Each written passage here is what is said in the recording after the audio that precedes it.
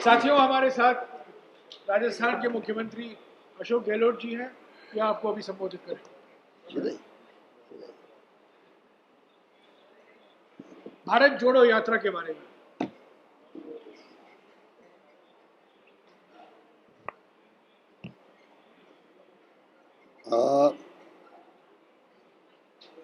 ये ऐतिहासिक यात्रा जो प्रारंभ हो रही है, इसका महत्व पूरा मुल्क समझ रहा है। और राहुल गांधी जी ने जिस रूप में ये निर्णय किया, भारत जोड़ो, उदयपुर डिक्लेरेशन के आधार पर सोनिया जी के सानिध्य में निर्णय हुआ। और आप देख रहे हैं कि भारत जोड़ो, जोड़ो जोड़ो भारत जोड़ो।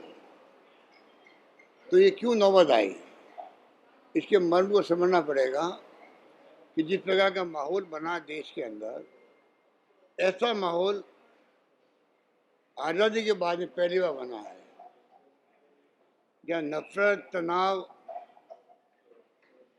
हिंसा का माहौल है। पूरा देश चिंतित है इस बात को लेकर के। हम प्रधानमंत्री से बार बार रिक्वेस्ट कर रहे थे कि आपको चाहिए कि आप ये अपील करें देशवासियों से कि देश पूरे में प्रेम, भाईचारा, सद्भावना होनी चाहिए और मैं किसी कीमत पर हिंसा को बर्दाश्त नहीं करूंगा। आज तक उन्होंने ये बात नहीं कही है। और आप देखते हैं कि ध्रुवीकरण इतना बड़ा हो चुका देश के अंदर कि जातियों में, वर्ग में, धर्म के नाम पर नफरत पैदा हो गई है। ये देश अगर इसको नहीं संभाला गया तो ये गृह युद्ध की तरफ जा सकता है।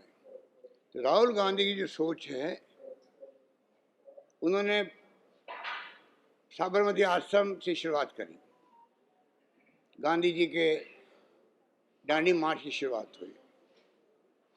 सत्य अहिंसा के पुजारी थे गांधी जी, पूरी दुनिया मानती है, अंतर्राष्ट्रीय अहिंसा दिवस मनाते हैं उनके जन्म दिवस को। ये भी सोनिया गांधी जी और मनमोहन सिंह जी की देन है कि कन्विंस किया यूएन को, और आज पूरी दुनिया जो है एक साथ में 2 अक्टूबर को मनाती है अंतर्राष्ट्रीय अहिंसा दिवस। तो अहिंसा का जो मुल्क हमारा है, मैसेज देने वाला गांधी के नाम से, उस देश में नफरत की कहाँ जगह है, घृणा की कहाँ जगह है। राहुल जी बार बार कहते हैं भय होता है, जहाँ डर होता है वहाँ हिंसा होती है। ये निर्णय ऐतिहासिक निर्णय है राहुल गांधी जी का। आज सुबह वो गए हैं श्रीपेरुम्बदूर, जहाँ पर आपको मालूम है कि हमारे महबूब नेता थे उस वक्त में राजीव गांधी जी, वो शहीद हो गए, शिकार हो गए। और उस वक्त ही राहुल जी ने आज कहा है कि नफरत के कारण से मैंने मेरे पिता को खोया है। राहुल गांधी ने अपनी दादी को खोया आतंकवाद का मुकाबला करते करते। राहुल गांधी जी ने अपने पिता को खोया नफरत के कारण से। आप सोच सकते हैं कि एक नौजवान जिसके दिल में देश प्रेम की भावना भरी पड़ी है, वो चाहता है कि मेरे पिता को खोया है नफरत ने, और मैं अपने प्यारे देश को नफरत की भेंट नहीं चढ़ने दूंगा। ये जो उनकी भावना आज सुबह प्रकट हुई है, आप सोच सकते हो कि ये देश की दिशा में जा रहा है और किसी को नहीं मालूम किस दिशा में जाएगा, कोई नहीं जानता है। ऐसे हालात में हम लोग सब चल रहे हैं। और हम बार बार कहते हैं कि प्रधानमंत्री मोदी जी को चाहिए, अभी समय है, अभी समय है, राहुल गांधी जी की यात्रा है, इनके संदेश को समझने का प्रयास करें। एनडीए गवर्नमेंट और तमाम भारतीय जनता पार्टी हो, चाहे वो आरएसएस हो, जो कोई भी हो, वो मैसेज देंगे प्यार का, मोहब्बत का, भाईचारे का, गांव गांव में पदयात्रा करके। ये वक्त है कि हम किस प्रकार से हालात को बदलें जो देश हित के अंदर है। ये देश, वर्तमान पीढ़ी इनको कभी माफ नहीं करेगी अगर इन्होंने ध्यान नहीं दिया तो, क्योंकि वर्तमान पीढ़ी को आप बता ही नहीं रहे हो। अमृत महोत्सव मना रहे हो, पर बता नहीं रहे हो कि इस देश में कितने बड़े त्याग, बलिदान, कुर्बानी हुई है। भगत सिंह जैसे नौजवान फांसी के फंदों पे चढ़े थे, कितने बड़े बड़े महापुरुष हुए देश के अंदर, और उस देश के इतिहास को आप बता नहीं रहे हो देशवासियों को, नई पीढ़ी को, ना आज़ादी के पहले का ना आज़ादी के बाद का। आज पिछले साल के बाद में हम कहाँ पहुँचे। आज़ादी मिली जब हमें, तो हम क्या थे यहाँ पर, एक सुई नहीं बनती थी, 33 करोड़ लोग रहते थे, आज 135 करोड़ लोग रहते हैं। आप बता नहीं रहे हो, इतिहास नहीं बता रहे हो। पंडित जवाहरलाल नेहरू को आप मिटा दिया आपने, उनका नाम, जो 10 साल तक जेलों में बंद रहे, जिन्होंने सब कुछ अपना त्याग दिया। इलाहाबाद का सबको मालूम है कि इलाहाबाद में जो भवन था, जहाँ इलाहाबाद में बैठ के गांधी जी आंदोलन चलाया करते थे, स्वराज भवन त्याग दिया, दे दिया, देश को दे दिया। तो आप क्या चाहते हैं कि पंडित नेहरू के बगैर अमृत महोत्सव की कोई कल्पना कर सकता है? इनके इरादे अच्छे नहीं हैं, इनके इरादे नेक नहीं हैं, और इनको गलतफहमी भी है कि हम इस प्रकार से इतिहास को, जो गर्व करने वाले इतिहास है, उसको मिटा करके हम अपना इतिहास बना देंगे। ये असंभव है, ये मैं कहना चाहूँगा। इसलिए मैं कहना चाहूँगा कि यात्रा जो हो रही है, इसमें आप सब आए हो, आप सबका स्वागत है, और मैं उम्मीद करता हूँ कि पूरे देश के अंदर एक नया मैसेज जाएगा, नई पीढ़ी के अंदर अपने इतिहास को खोजने की ललक पैदा होगी। हम सब मिलकर के देश को एक रखें, अखंड रखें, जिसके लिए इंदिरा गांधी ने जान दे दी, राजीव गांधी ने जान दे दी, सरदार पटेल ने जान दे दी। कितने ज्ञात अज्ञात लोगों ने आज़ादी के पहले भी और आज़ादी के बाद में भी अपने आप को कुर्बान करे, पर देश को एक व अखंड रखा है। अनेकता में एकता वाला मुल्क है। हम सबकी देशवासियों की जिम्मेदारी बनती है, हम अपने देश को एक व अखंड रखें, और प्यार से, मोहब्बत से, भाईचारे से रहें, हिंसा का कोई स्थान नहीं हो। यही बात कहता मैं अपनी बात समाप्त करता हूँ। शुक्रिया अशोक जी। मैं आप लोगों से गुजारिश करूंगा कि आपके सवाल भारत जोड़ो यात्रा तक ही सीमित रखें। हाँ रवि सर, मेरा सवाल अशोक जी है कि असम के मुख्यमंत्री भारत जोड़ो यात्रा पर कमेंट कर रहे हैं, और उनका कहना है कि भारत जोड़ो यात्रा केवल यहाँ नहीं, पाकिस्तान में जाकर करने की जरूरत है। देखिए, आप इन लोगों को महत्व देना छोड़ दीजिए। जब से ये लोग कांग्रेस छोड़ के गए हैं, जो लोग भी गए हैं या जा रहे हैं, वो कांग्रेस की भावना जो है उसको रिप्रेजेंट नहीं करते। वो लोग जिस प्रकार के उन्होंने रवैया अख्तियार किया है अपने स्वार्थों के कारण से, कौन अपने घर को छोड़ के जाएगा? जो लोग गए हैं, जा रहे हैं, क्या इनको मान सम्मान कहीं मिल सकता है? प्रधानमंत्री बनना एक बात है, मुख्यमंत्री बनना एक बात है, आप कोई पद ले लीजिए, परंतु आपकी आत्मा क्या कहती है, आपका देश क्या पुकार रहा है, देश की भावना क्या कहती है, वो अलग बात होती है। सर, वहीं पे बीजेपी ये भी कह रही है कि ये भारत जोड़ो यात्रा क्यों, अब कंट्री ऑलरेडी सेल्फ रिलायंट है, तो भारत जोड़ो यात्रा करने की क्या जरूरत है? सेल्फ रिलायंट है। रिलायंस थी और धीरे धीरे कमजोर हो रही है, तभी तो प्रॉब्लम हो रही है। जहाँ शांति होगी वहीं विकास होगा। परिवार के अंदर भी यही बात है, गांव में यही बात है, प्रदेश में यही बात, देश के लिए बात है। जहाँ शांति भाईचारा होगा वहाँ विकास होगा। वो कमजोर हो रहा है, सामाजिक ताना बाना कमजोर हो रहा है, इसलिए यात्रा हो रही है। सामाजिक ताने बाने को मजबूत करने की यात्रा भी है ये। हाँ जी, आपने भी कहा कि ग्रेड की जैसी आशंका है, आपने रैली में कुछ बातें कही थी कि भारत का माहौल बहुत खराब है, अभी आपने कहा कि ग्रेड की जैसी भी स्थिति है। किसकी है? ग्रेड हाँ हाँ बिल्कुल। ये जो है बताऊँ आपको, अगर आपकी ये स्थिति रही, अभी गली में, मॉलों में, देश भर के अंदर जहाँ मेजोरिटी लोग रहते हैं ज़्यादा और माइनॉरिटी कुछ घर हैं, वहाँ उनको चिंता लगी रहती, पता नहीं कब दंगा भड़क जाएगा तो हमारा क्या होगा। चाहे वो हिंदू है माइनॉरिटी में, चाहे मुस्लिम माइनॉरिटी के अंदर है। जिस मुल्क में अगर ये स्थिति बने तो आप देख लीजिए, छुटपुट घटना जो अभी होने लग गई है दंगों की, वो आपके सामने है। और बाकी भी लॉ एंड ऑर्डर की स्थिति बिगड़ती जा रही है। जो बेरोजगारी है, महंगाई है, जिसके लिए कांग्रेस शानदार रैली की दिल्ली के अंदर भी 5 तारीख को अहमदाबाद में बहुत शानदार रैली हुई। तो महंगाई को लेके, बेरोजगारी को लेके, जीएसटी का जो इन्होंने तमाशा बना रखा है, उसको लेके पूरा देश चिंतित है और घबराया हुआ है, क्योंकि महंगाई की मार कमर तोड़ चुकी है लोगों की, और तो और बेरोजगारी में हाहाकार मचा हुआ है। तो फिर क्या होगा बताइए आप। होना नहीं चाहिए। हम चाहते हैं भगवान करे स्थिति नहीं बने और इन्हें सद्बुद्धि दे। भगवान नरेंद्र मोदी जी को, अमित शाह जी को, दो का नाम ही लूंगा मैं कि दो ही देश चला रहे हैं, तो दोनों को सद्बुद्धि दे। और राहुल गांधी की भावना जो है, जिन्होंने पार्लियामेंट के अंदर भी जाके प्रधानमंत्री को गले लगा लिया था, ये ऐसा इंसान है जो प्यार में, मोहब्बत में विश्वास करता है, अहिंसा में विश्वास करता है। राहुल गांधी खुद गांधीवादी विचारों का व्यक्तित्व के धनी हैं। उनको समझना चाहिए, बजाय कि आप सोशल मीडिया में करोड़ों अरबों रुपये खर्च करके आप 5,000 लोगों को बिठाने का हम सुनते हैं। सोशल मीडिया को बिठा करके आप किसी की इमेज करनी हो आपको, राहुल गांधी को टारगेट बना लीजिए। और ये हमेशा करता है। जब जनसंघ था, ये पार्टी थी, तब इंदिरा गांधी जी को, राजीव गांधी को, सोनिया गांधी को कहीं नहीं छोड़ा। इन्होंने हमेशा प्रयास किया नंबर 1 को कैसे डैमेज करें। राहुल गांधी जी को भी कोई कमी नहीं रखी है। तो राहुल गांधी के दिल में ना नफरत है। मैं उनके साथ रहा हूँ 7 वर्ष तक गुजरात के अंदर। वो बहुत ही प्यारा इंसान है, ना नफरत, ना घृणा, ना गुस्सा उनके अंदर है। इसीलिए वो प्रधानमंत्री जी के भावुकता में चले गए, पार्लियामेंट के अंदर ही जाके गले लगा लिया।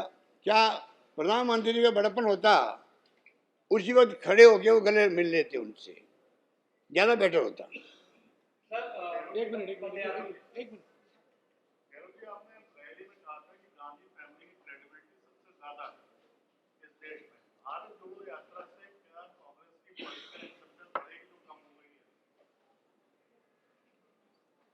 भारत जोड़ो यात्रा इस मकसद से, जो मैंने मकसद आपको बताया, क्रेडिबिलिटी की बात तो आप देख लीजिए ना।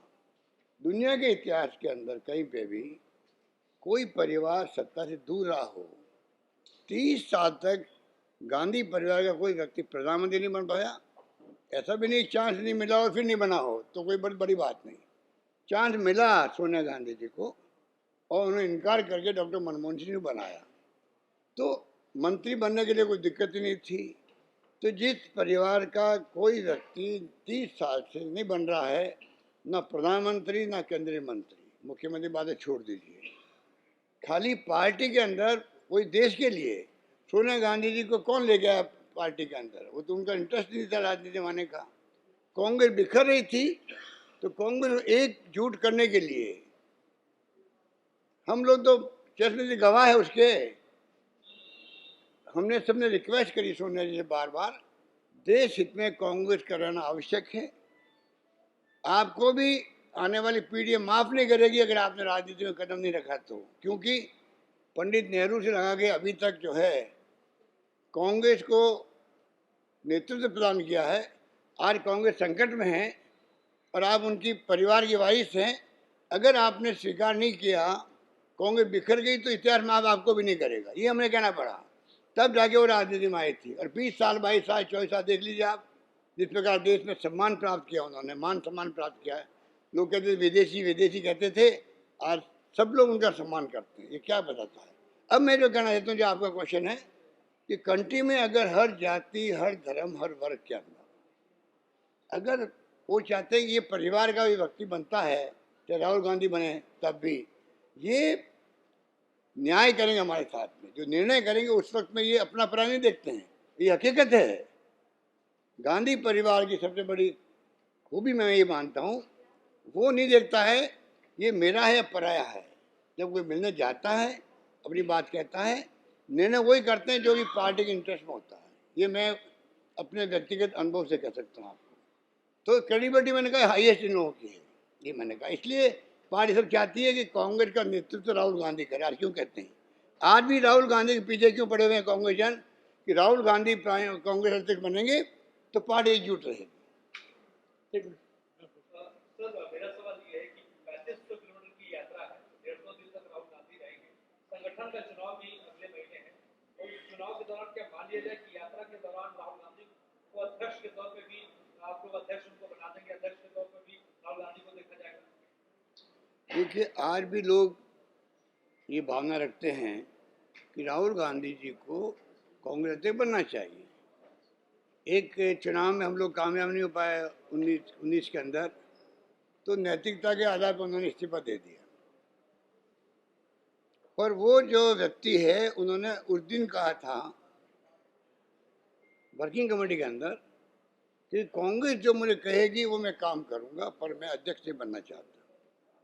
हम चाहते हैं कि वो अगर अध्यक्ष बनते हैं, हम सब लोग मिलके राजनीति में कार्यकर्ता जो है कांग्रेस के, सब मिलके हम लोग कोई कमी नहीं आने देंगे और उनके नेतृत्व में कांग्रेस मजबूत होगी, आगे बढ़ेगी और चुनौतियाँ जितनी भी है उसका मुकाबला करने में कोई कमी नहीं रखेंगे। चुनौतियाँ बड़ी बड़ी चुनौतियाँ देश के सामने हैं। राहुल गांधी बनते हैं तो वो चुनौतियों का मुकाबला करने में आसानी रहेगी। हमारे बीच में दिग्विजय सिंह जी भी आ गए हैं। मैं आपसे गुजारिश करूंगा प्लीज यहाँ आएं और सवाल आप दिग्विजय सिंह जी से भी कर सकते हैं। संदीप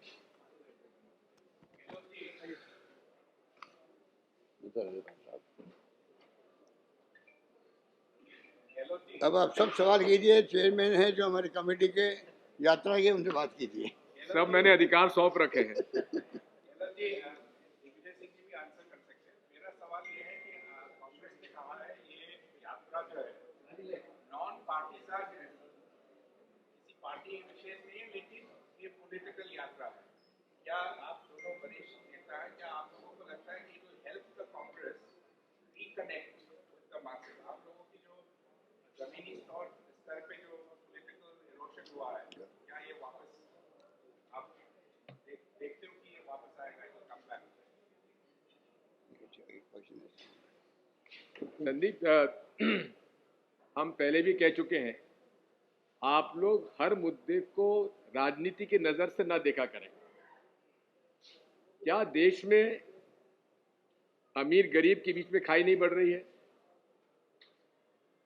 क्या विभिन्न धर्मों के लोग में एक नफरत नहीं पैदा की जा रही है? क्या भारतीय संविधान के जो मूल स्वरूप है उस पर प्रहार नहीं हो रहे हैं? फिर आप ये क्यों नहीं मानते कि यह भारत जोड़ो यात्रा देश के लिए हो रही है, देश के लोगों के लिए हो रही है? मैं 1 मिनट दिग्विजय सिंह से गुजारिश करूंगा, 2-3 मिनट आज के कार्यक्रम के बारे में कुछ जानकारी सभी लोगों को।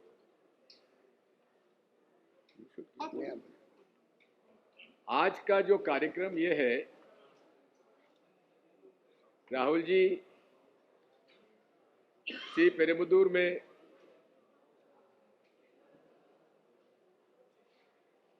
अपने स्वर्गीय पिताजी के जहां उनकी शहादत हुई, वहां नतमस्तक होकर आज यहाँ पर पहुँच जाएंगे और सबसे वहाँ पहले जाएंगे जो यहाँ के तमिल के बहुत ही जाने माने इष्ट देव हैं तिरुवल्लुवर जी, उनके मंदिर में जाएंगे। उसके बाद विवेकानंद मेमोरियल पे जाएंगे, वहाँ से कामराज मंडपम में आएंगे और उसके बाद गांधी मंडपम में जाएंगे। गांधी मंडपम से वे रैली में आएंगे। गांधी मंडपम में जहां हमारे सीनियर पॉलिटिकल लीडर्स कांग्रेस के वो रहेंगे और सिविल सोसाइटी के सीनियर लीडर्स रहेंगे। तमिलनाडु के माननीय मुख्यमंत्री स्टालिन साहब रहेंगे, माननीय अशोक गहलोत जी रहेंगे, हमारे छत्तीसगढ़ के मुख्यमंत्री भूपेश बघेल जी रहेंगे और वहाँ जो हमारे भारत यात्री हैं वो भी वहाँ पर मौजूद रहेंगे। वहाँ एक भजन का कार्यक्रम रखा गया है और उसके पश्चात गांधी मंडपम के सामने तमिलनाडु के मुख्यमंत्री जी, राजस्थान के मुख्यमंत्री जी और छत्तीसगढ़ के मुख्यमंत्री जी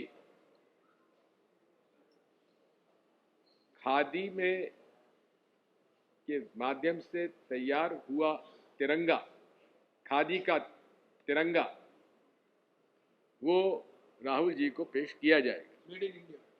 और जैसा जयराम रमेश जी कहते हैं, not polyester and not made outside India, made in India. हाँ जी, और कुछ सवाल? थैंक हाँ, यू, मौसमी। Thank you.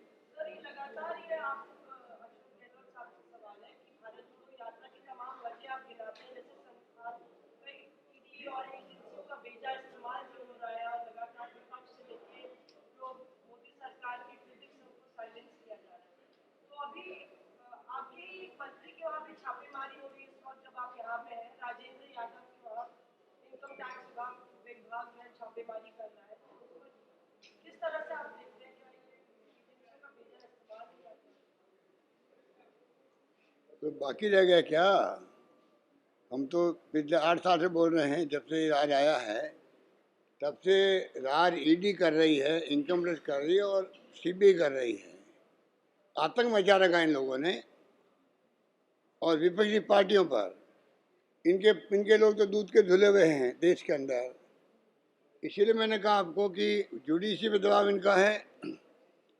मीडिया में आप लोग इतनी मेहनत करते हो, मैं आपको धन्यवाद देता हूँ कि यहाँ तक आप आए हो।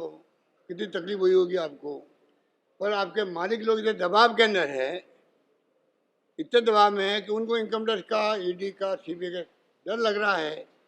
तो वो चाहते हुए भी, उनमें बहुत अच्छे लोग मैं जानता हूँ, व्यक्तिगत रूप से जानता हूँ, चाहते हुए भी कुछ नहीं कर पा रहे हैं। वो दबाव में मीडिया को आज प्रस्तुत करने देश के अंदर, वो खतरनाक स्थिति है।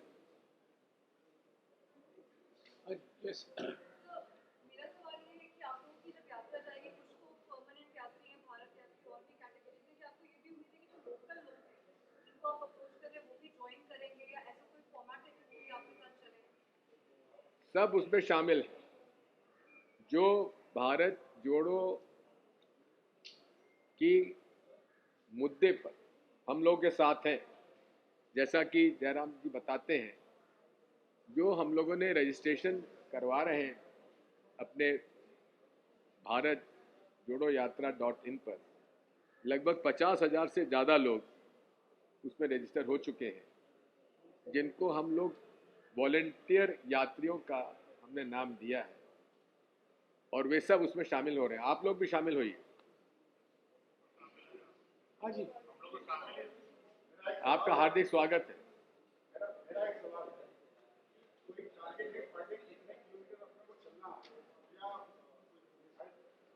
देखिए, ये सब रेकी किया गया है। एवरेज 23 से 26 किलोमीटर के आसपास रोज चलेंगे लगभग।